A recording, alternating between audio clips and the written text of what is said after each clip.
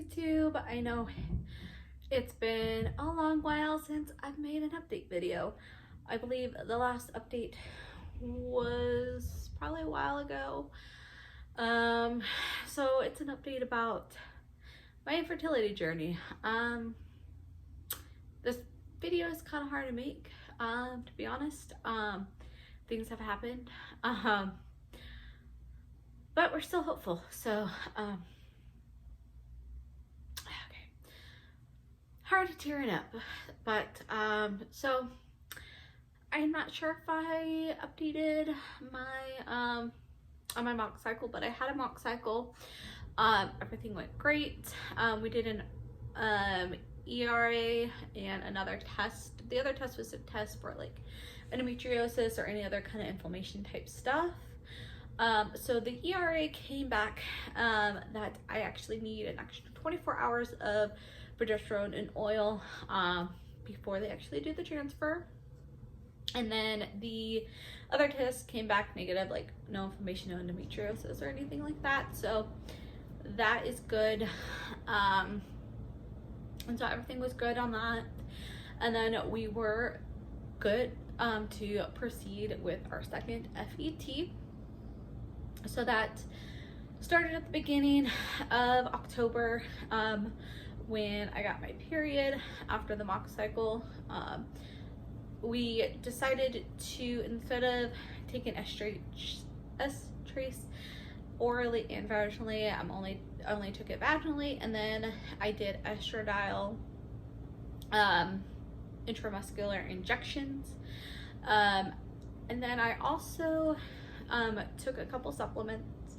I took vitamin E and L-arginine to help thicken my lining, because the last transfer, I think that's why it didn't work. So at the lining check, it was perfect.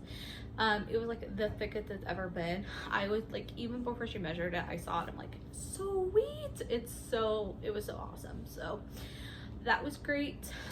We did end up transferring on October 26th, which it kind of is a special day in a way, because it would have been my grandma's birthday on my mom's side. It was near my husband's birthday, and baby would have been born in July, because I'm getting ahead of myself.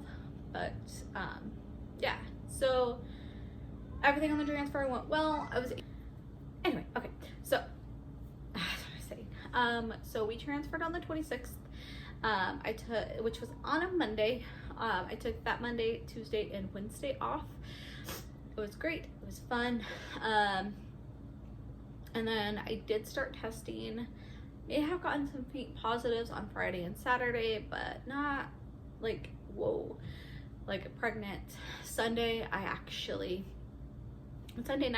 got a positive on the internet, cheapy test, but wasn't getting my hopes up because indents and all. Then on Monday morning, I got another positive on that and a positive digital test, which I was ecstatic. I was so happy. I told my husband, he was really happy, but he was trying to contain his excitement because we were waiting on the blood test. Tuesday night, I ended up having some spotting when I put in the vaginal suppositories, which freaked me out a whole lot. It started out as very like pink, not much, and then it turned darker, and I spotted it throughout the night. Wednesday morning, I called my doctor, let them know. By the morning, it kind of cleared up, but they let me go in on Wednesday a day early to check my levels. Did end up coming back positive with a level of 201, which they said it was great. It was higher, and then they like to see it, so everything was great. My clinic doesn't do every 48 hours like some, so I went back a week later for my second blood test, which it came back as 1949, which my clinic said was great. It was awesome. So that was really good. And then I started having some more cramping and some more spotting on Friday night after my second blood test. No, Thursday night. So I called them. I could have came in on Thursday afternoon or Friday if I was able to get the time off work, but I wasn't. The spotting had stopped. It was only a little bit crampy, so we decided to do the ultrasound on Monday, which was on Monday. I was for the first ultrasound, I was 6 weeks, 5 days, so almost 7 weeks. So they usually schedule in for the first ultrasound at 7 weeks. So I went in. I had a little bit more spotting on Saturday when I was inserting suppository, but that was it. Saw red once and didn't see it the rest of the night. Monday, my husband and I went to the clinic. We were happy but nervous. And then this is when the bad news started. We went in. She started looking. It was transvaginal. She started looking, and it was a while. Stupid fly. So I had a feeling that something wasn't right. I saw the sac. I wasn't really seeing anything like I've seen on early pregnancy scans before. And then she let us know she saw the sac, but she's not really seeing anything else. She did take some other measurements and looked elsewhere. There was a little spot that looked like maybe there was a heartbeat, but it was outside the sac, and I guess, you know, something to do with a blood vessel or something like that. She had another tech come in just to double check things, and she couldn't see anything either. They did pull my doctor in, and he's like, well, we're still early. There's still a chance, you know, things can change and everything will be fine. So we scheduled another ultrasound for a week later, which was on November 30th. To be honest, at this point, before I was feeling some sore boobs, some nauseous. I was feeling pregnant. By this point, I stopped feeling the sore boobs. I had a feeling things weren't going to go the way we wanted it to. I just kind of felt it in my gut just from seeing other people's early ultrasound photos. I know you probably shouldn't, you know, you're not supposed to do that, but looking at other people's and mine, I was preparing myself. This is where it gets emotional.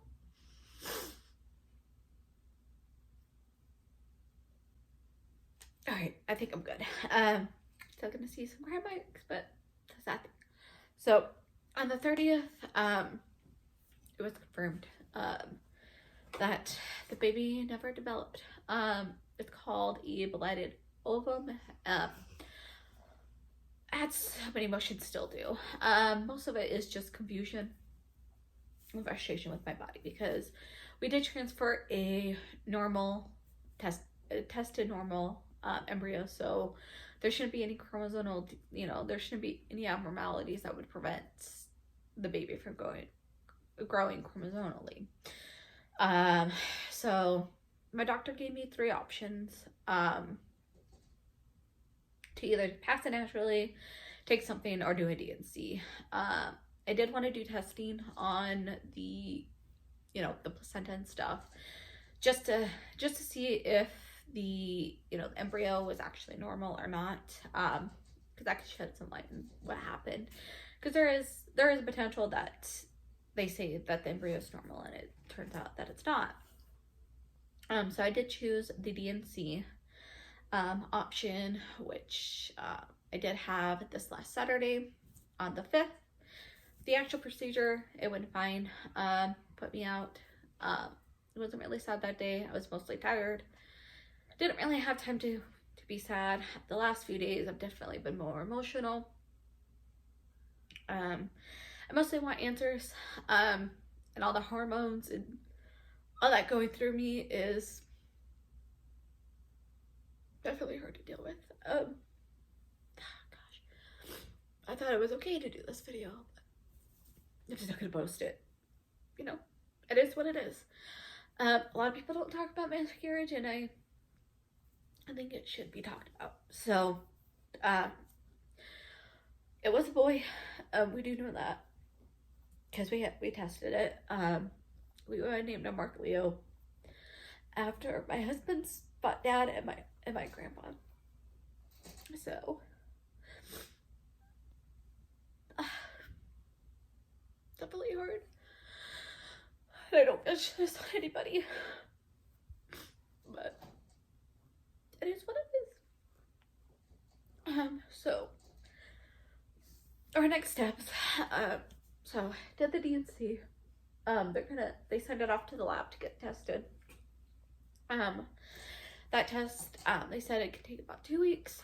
And then this Monday, I'm actually gonna go and do some blood work, just to make sure there's no clotting disorders or anything like that that would have caused the miscarriage. And I'm not blaming myself.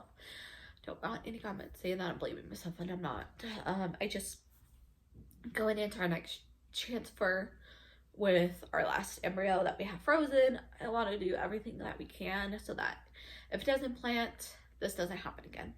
So that's where we are right now. I do have a follow-up appointment. It will be over the phone with my doctor on the 30th of this month, just so that we can get all the testing back, and then obviously Christmas in the middle of that, so that's why it's so long. But I will update when those, after that appointment.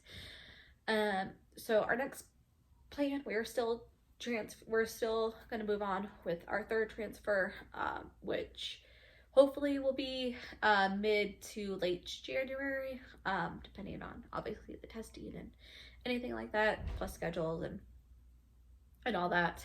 So not sure if it's going to be January, maybe early February, but keep you posted. Hopefully, hopefully things work out. It's definitely sad, but I'm not defeated. Silver lining is I got pregnant. I was pregnant. So it can happen. So sorry, the end of this video is kind of a shit show. With me crying because it's definitely emotional. But I will do more of an update about how I feel about the miscarriage and all that when I'm more able to talk about it. So I'll catch you in my next video. Bye.